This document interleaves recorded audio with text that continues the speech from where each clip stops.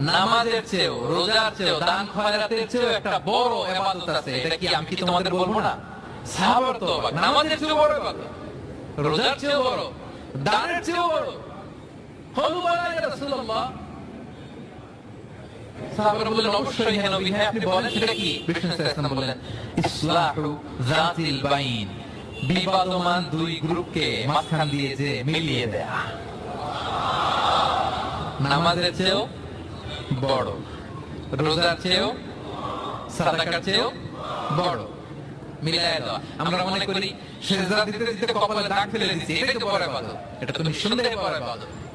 আমরা মনে করি হজ করতে করতে শেষ করে ফেলতেছি, এটাই বড় ইবাদত।